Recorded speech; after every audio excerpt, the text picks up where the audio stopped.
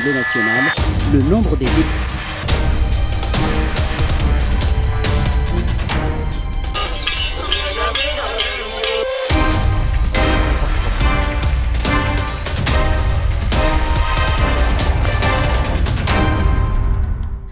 Mesdames et messieurs, bonjour, c'est un plaisir de vous retrouver sur les antennes de la RTS2 pour ce nouveau numéro de votre magazine Midi Actu. Voici le sommaire de ce lundi 4 février 2019.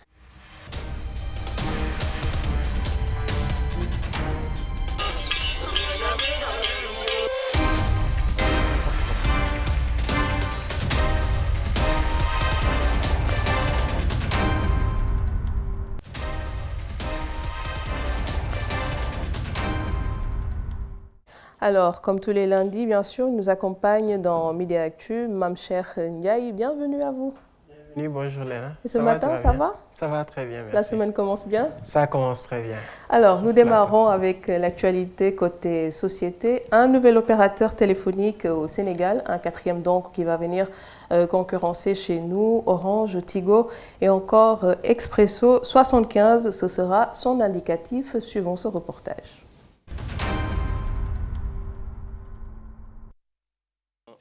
Le secteur des télécommunications s'ouvre aux opérateurs virtuels mobiles. MVNO Cyrus Telecom Afrique est le premier à démarrer ses activités parmi les 3 opérateurs qui ont été choisis par la RTP après appel d'offres. Ça a été un challenge et vous l'avez réussi. Il est important par ailleurs de noter que tous les attributaires de ces licences sont des entreprises sénégalaises. Ainsi, le gouvernement du Sénégal marque résolument son engagement à développer ce secteur stratégique avec les compétences et l'expertise locale. Ces opérateurs vont acheter des minutes de communication et des données et vont les revendre aux usagers. La RTP, en tant qu'instance de régulation, compte jouer pleinement son rôle dans ces opérations. La RTP sera amenée à passer en revue les conventions qui lieront le MVNO à l'opérateur hôte et veillera sur les ciseaux tarifaires afin que le détaillant puisse concurrencer le grossiste dans le marché de détail, avec en toile de fond des conditions de concurrence saines et loyales.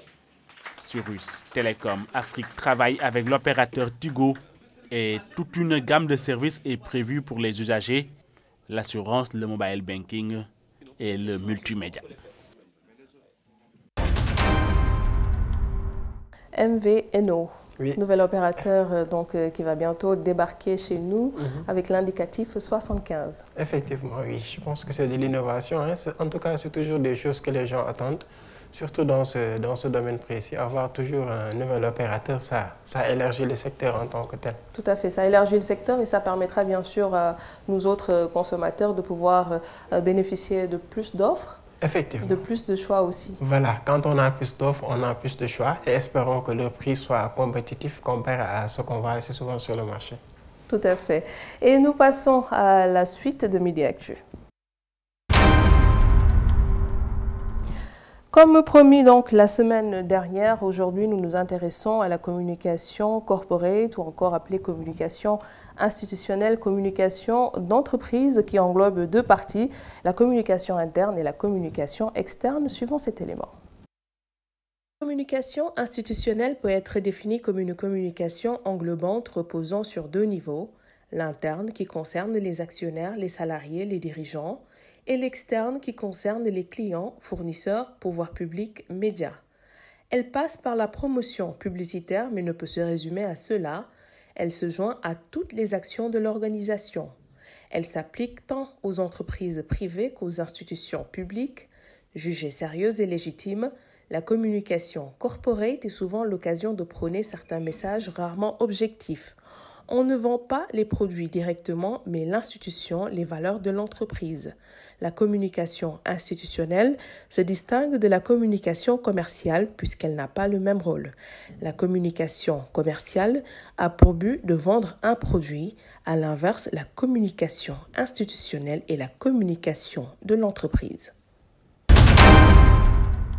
Alors, la communication institutionnelle se différencie bien sûr de la communication commerciale. Effectivement. Ce ne sont pas les mêmes objectifs pour les deux formes de communication. Effectivement. Et on comprend ça beaucoup plus quand on décide de recourir à l'avènement de la communication institutionnelle. Pourquoi? Parce que quand on parle de communication institutionnelle, il y a le terme institution. Donc, parler d'institution, cela suppose qu'on veut que l'entreprise soit prise comme une institution. Pourquoi? Parce que la communication a toujours été commerciale. Mais on s'est rendu compte presque partout dans le monde qu'à partir du début des années 1970, la crédibilité de certaines entreprises a commencé à être mise en cause avec le mouvement écologique, etc. Donc, il fallait commencer à ne plus se baser uniquement sur l'aspect commercial qui consiste à vendre, mais aussi à se mettre un focus, faire focus sur les performances de l'entreprise, les valeurs plutôt de l'entreprise. Et c'est la raison pour laquelle on parle de communication institutionnelle. On veut que l'entreprise, au-delà de l'aspect commercial, puisse être considérée comme une institution. D'accord, donc les valeurs de l'entreprise d'une part, mais il me semble qu'ici dans Mediactu, on a aussi parlé de la communication sur l'image, on a parlé d'attaché de presse, de chargé de communication, de chargé de relations publiques. Donc il me semble que tout cela est englobé dans la communication institutionnelle. Effectivement, tout ça y est et cela se ressent parfois même dans les objectifs qu'on se fixe. Parce que quand on décide de valoriser l'image de l'entreprise, on cible à la fois l'interne, c'est-à-dire les salariés, comme c'est précisé dans l'élément, et les actionnaires. L'externe aussi, cela revient au fait qu'on doit obligatoirement mettre dedans toutes les autres actions de communication qui sont d'usage. Donc, déjà dans le ciblage, cela se ressent parce qu'en général, en communication, on parle de 4C, les citoyens, les collaborateurs, les capitaux et bien sûr les consommateurs. Donc, là, on va exclure les consommateurs dans le cadre d'une communication institutionnelle parce qu'on ne cible les consommateurs que pour une communication commerciale. D'accord. Donc, c'est ce qui fait toute la différence entre les deux. D'accord. Par rapport à la communication commerciale, on sait qu'elle utilise donc souvent ce qui est la communication à travers les médias, mais il me semble qu'ici, pour la communication institutionnelle, c'est plus hors médias. Oui, c'est beaucoup plus hors médias. Mais avec l'ère du digital, ce qui se passe, c'est que les frontières sont un peu comme effacées. Il n'y a presque plus de frontières. Parce que quand on dit qu'on utilise par exemple une stratégie hors médias, je donne l'exemple de l'événementiel. Aujourd'hui, avec l'usage du digital, de Facebook, etc., des réseaux sociaux, dans le cadre de l'organisation d'un événement ou de sa promotion, on ne peut plus parler de communication carrément hors médias ou carrément médias. Et c'est souvent là, pour certains, le fait qu'il existe des limites dans la communication institutionnelle, mais on peut toujours remédier avec le digital. Je donne un exemple. Quand on décide de valoriser l'image d'une structure, je donne l'exemple d'une émission, par exemple, de Mediactu. Quand on dit qu'avec Mediactu, vous avez le meilleur de l'actualité, par exemple. On peut prendre ça comme slogan. Voilà, le meilleur de l'actualité. Cela suppose qu'à partir de là, je ne m'intéresse pas aux performances, c'est-à-dire à l'audience de l'émission, etc., mais plutôt à ce qu'elle a en termes de qualité dans son contenu. D'accord. Donc là, je vise beaucoup plus les valeurs. Maintenant, quelqu'un, par exemple, sur Internet, peut commenter une vidéo de Mediactu, etc., dire des choses qui sont complètement en déphasage avec notre objectif de vouloir soigner le marketing d'abord autour de l'image de l'émission et la communication au profit de son public, de sa présentatrice, etc. D'accord. Donc, avec un outil comme Google Alert, on peut mettre plusieurs concepts, Mediactu, Actu Midi, les Nassar, etc. À chaque fois qu'une personne en parlera sur Internet, on sera alerté et on pourra réagir. Ce qui fait qu'il n'y a pratiquement plus de frontières entre les outils médias et hors médias. D'accord. Et vous avez parlé tout à l'heure des années 70, des entreprises qui avaient rencontré quelques difficultés. Et je prends aussi l'exemple de la firme McDonald's, qui avait rencontré aussi quelques difficultés par rapport à une rumeur qui a été lancée, comme quoi dans leur burger, il y avait des vers de terre qui étaient dans les composants. Donc il fallait aussi réagir à cela pour redorer un peu le blason de l'entreprise McDonald's. Donc la rumeur impacte aussi sur l'image de l'entreprise, sur la communication institutionnelle et qui entraîne une communication de crise, il me semble aussi. Oui, et dans le cadre de la communication de crise, il y a 3 pratiques qui sont connues. Soit on décide d'accepter qu'effectivement ce qu'on dit sur McDonald's est vrai, Maintenant, l'acceptation, elle peut être totale ou partielle. McDonald's peut par exemple dire que ce qui s'est passé n'est pas, nous ne sommes pas carrément fautifs de ce qui s'est passé, qu'il y a eu intermédiaire avec un fournisseur ou une autre personne. En tout cas, une personne extérieure à l'entreprise par exemple. On peut aussi faire un projet parallèle, unilatéral, c'est ce qui se fait souvent, surtout dans le cadre de la politique, faire de sorte que, au-delà du fait d'être focus sur ce qui s'est réellement passé, de se concentrer sur autre chose, donc de ne même pas en parler, il y en a qui font ça. On peut aussi refuser carrément et essayer de communiquer pour montrer exactement que ce n'est vraiment pas le cas, soit parce que c'est un journaliste ou quelqu'un qui en a parlé et qui a dit des choses qui ne sont pas réellement vraies. Là, on peut intervenir en disant au journaliste soit de changer le contenu de son article ou de rédiger quelque chose en guise de réponse. D'accord.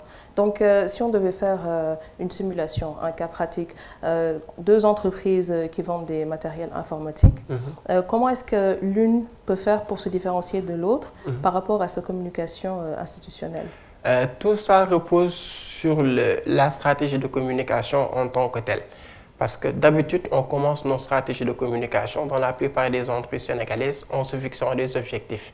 Mais avant ça, moi, je préconise toujours un diagnostic. C'est toujours bien de commencer par faire un diagnostic, c'est-à-dire d'être focus sur l'univers concurrentiel, sur la façon dont les autres communiquent et de voir au niveau de sa structure ce qui a été fait, ce qui fonctionne, ce qui doit être amélioré, etc. Après, on se fixera des objectifs, on fera le ciblage, on en a parlé. On cherchera un message, un slogan très efficace. Tu en as également parlé avec l'élément. Et c'est à partir de là qu'on décline, qu'on choisit les actions de communication à mener. Et c'est toute la différence. C'est le fameux concept AIDA, comme le prénom sénégalais AIDA, pour différencier ce qui fait que l'on puisse faire agir l'autre. A comme attirance, I comme intérêt, D comme désir et A comme action. Donc, comment attirer l'attention de la cible, comment susciter un intérêt, comment éveiller un désir et enfin, comment faire agir en s'intéressant à l'entreprise, en achetant même le produit parfois. Et moi, j'ajouterais à ce processus AIDA la fidélisation. Effectivement, oui. La fidélisation du client, du partenaire, du fournisseur, des prescripteurs, de la presse, de tous ceux qui peuvent s'intéresser à notre structure. Et je pense que c'est l'objet même d'une communication institutionnelle. D'accord, communication institutionnelle, donc je pense que dans ce sens-là, ça concerne la partie externe, mais la partie interne aussi, on a souvent tendance à laisser ça de côté. Et pourtant, c'est la partie, il me semble, la plus importante dans la communication institutionnelle parce qu'on ne parle plus en termes d'employés, mais en termes de collaborateurs. Si les personnes qui travaillent dans l'entreprise ne se sentent pas impliquées, ça peut faire vraiment une mauvaise image. Oui, parce que pour qu'il y ait cohérence, même dans les relations dans une entreprise, etc., pour qu'il y ait stabilité, il faut faire de sorte que la communication puisse être diffusée de la meilleure des façons qui soit, afin que tous puissent à chaque moment, que chacun puisse à chaque moment savoir exactement ce qui se passe, où on en est, etc.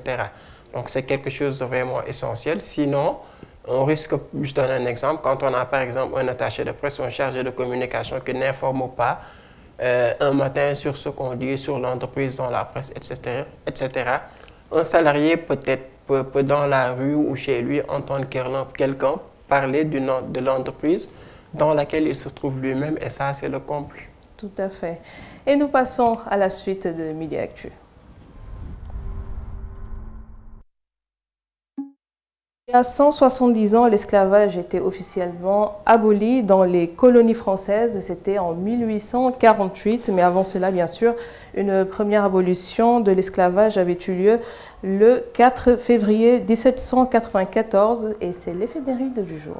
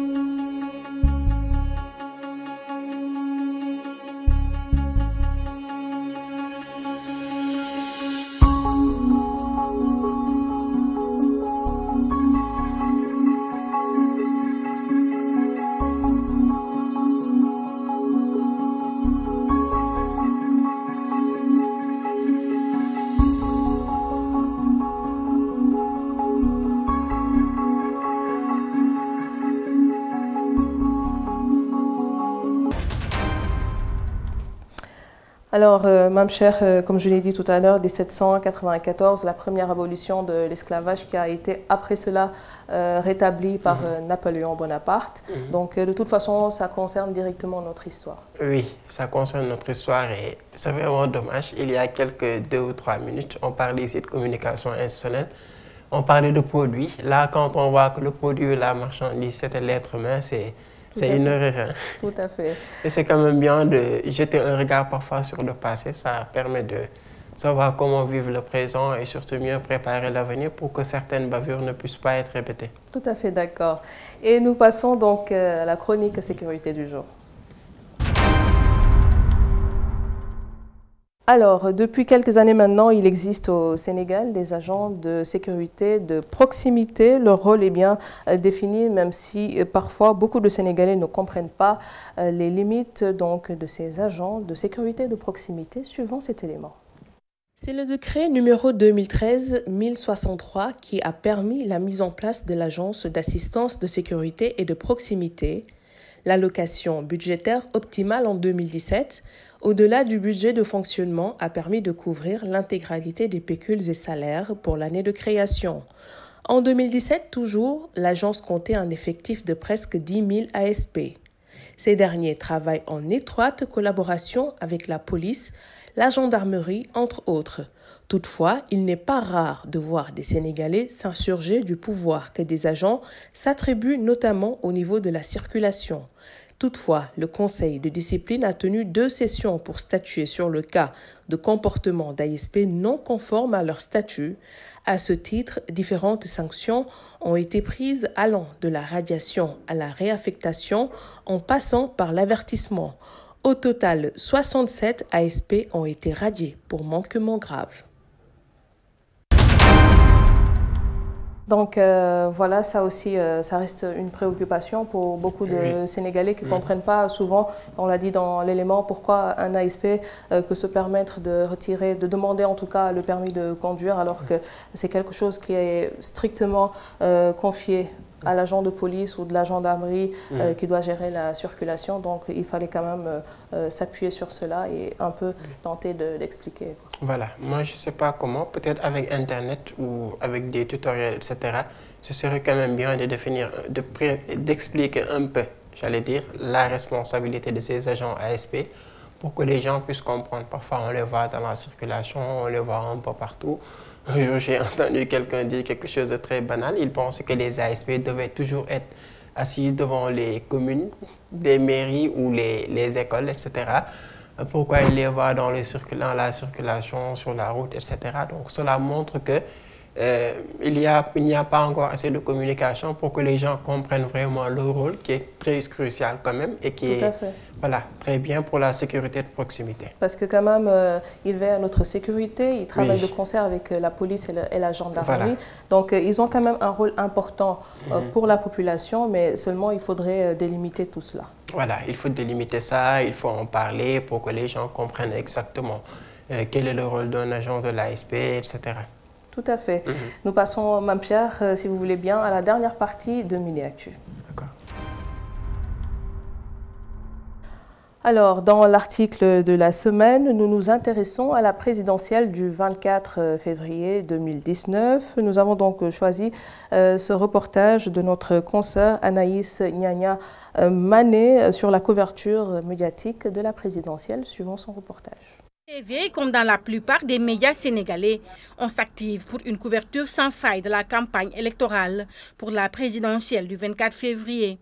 Des reporters seront mobilisés sur l'ensemble du territoire national pour faire vivre aux auditeurs et téléspectateurs les activités des partis et coalitions de candidats en lice. Nous avons tenu un séminaire de renforcement de capacité de nos journalistes et correspondants. On leur a remis du matériel informatique, des enregistreurs qui leur permettront de travailler normalement. Je dois dire que cette TV a un bon dispositif technique. On a démarré quand même avec un bon dispositif technique, mais ce dispositif-là, il va être renforcé. Heureusement que cette année, il y a 5 candidats. Mais il faut affecter à chaque candidat un reporter, je vais même dire une équipe. Nous aurons dans toutes les régions, les capitales régionales, où nous avons des correspondants qui vont aussi faire du travail au niveau local. Là où on n'a pas des correspondants Et si ce sont des localités importantes, fortes en jeu politique, nous allons aussi envoyer là-bas des reporters qui vont quitter Dakar, aller là-bas pour tendre la campagne. La couverture de la présidentielle de 2019, ce sera aussi une première pour la 7TV et iRadio. Le 2, c'est l'ouverture, le 3, on sera sur le terrain. Je pense que peut-être qu'aujourd'hui le groupe E-Media est un groupe tout nouveau qui vient de naître, mais ceux qui l'animent ont quand même l'expérience de plus de 20 ans dans le métier. Pour cette TV, ce sera la première élection présidentielle, mais pour les responsables de cette TV, voilà, pour l'ensemble des responsables, ce sera peut-être la 4e ou la 3e élection présidentielle. Donc on s'est bien familiarisé avec le format. Les programmes de ces différentes chaînes ne seront pas en reste. Ils seront en mode campagne électorale durant ces 21 jours. Nous avons prévu quand même un programme spécial, faire également des plateaux, aussi des débats. Je veux dire aussi, voir également comment on pourra faire la campagne autrement. Il y aura des émissions que nous allons dérouler, peut-être 24 heures sur 24. Après des réunions de rédaction, de coordination, de monitoring, la presse sénégalaise est prête à descendre sur le terrain avec la logistique qui s'y est durant ces moments importants de la vie politique de notre pays. Alors, Mame Cheikh, depuis des décennies, on ne cesse de le dire, donc les médias, 4e pouvoir, considéré comme 4e pouvoir partout dans le monde. Oui. Hein. Et aujourd'hui, donc, à la veille de la présidentielle du 24 février prochain, il est important de revenir sur le rôle des médias, des journalistes dans le traitement de l'information aussi. Oui, c'est quelque chose de très important, les concepts qui sont cités en journalisme, d'éthique, de déontologie, etc. Et dans un contexte comme celui-ci, un contexte purement politique, je pense que c'est vraiment essentiel d'être focus sur le rôle du journaliste en tant que tel, mais aussi et surtout dans le cadre de la couverture médiatique, comme c'est le cas avec cet élément.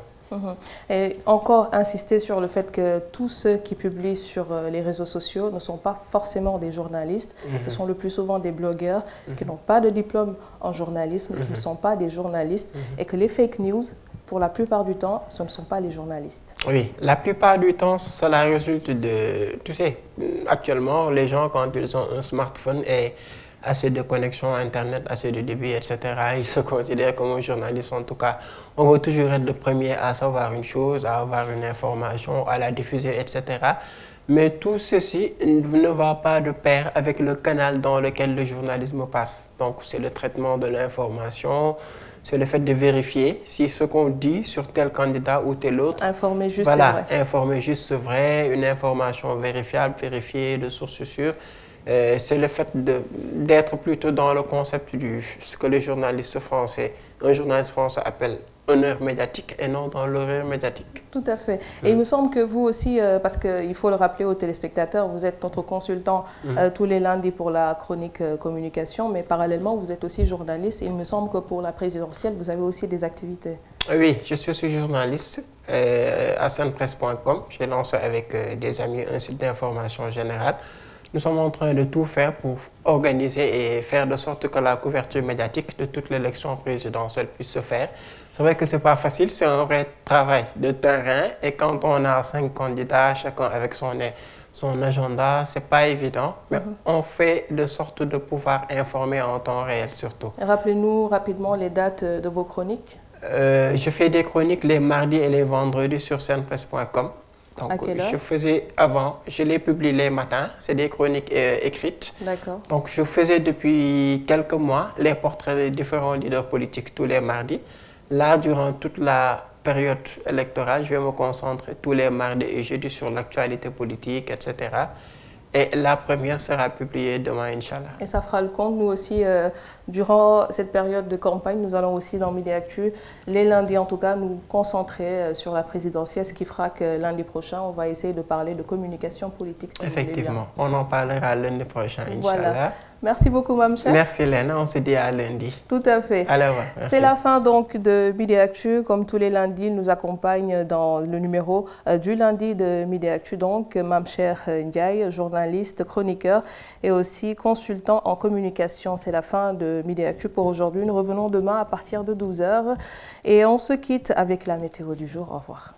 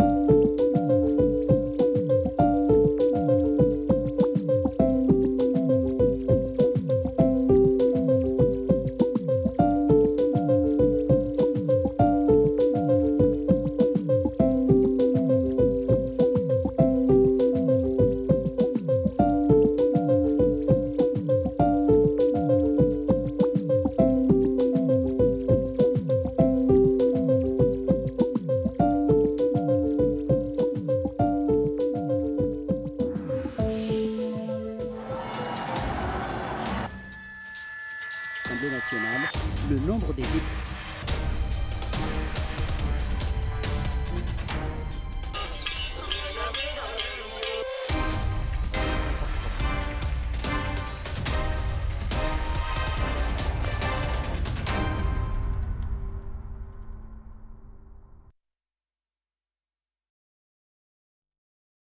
juróomeelu place bi Jamono Fatick nekk ci juróom-benn